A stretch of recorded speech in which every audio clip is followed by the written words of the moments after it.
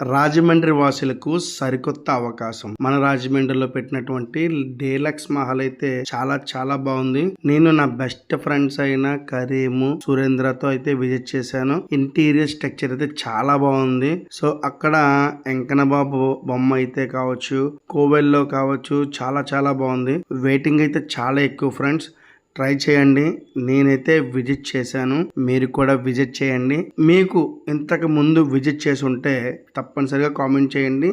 ఇక్కడ గొట్టాలు అయితే కాంప్లిమెంటరీగా ఇస్తున్నారు, అదైతే నాకు చాలా బాగా నచ్చింది. టైం అయితే చాలా తీసుకుంటున్నారు, అందుకనే ఆనియన్ మీద పెప్పర్ చాలా చాలా రకాలుగా చేసాం.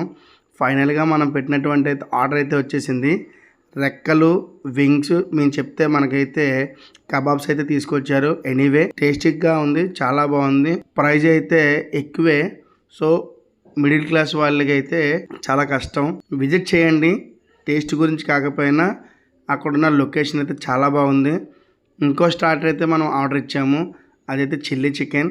ఇదైతే సూపర్గా ఉంది, కానీ చిల్లీ చికెన్ కదా స్వీట్గా ఉంది, కావాలంటే మీరు అర్థం చేసుకోవచ్చు. ఫైనల్గా మనం దమ్ బిర్యానీ అయితే ఆర్డర్ ఇచ్చాము. దమ్ బిర్యానీ అయితే నాకు అస్సలు నచ్చలేదు. సో దానికైతే నేను 0 రేటింగ్ ఇస్తాను.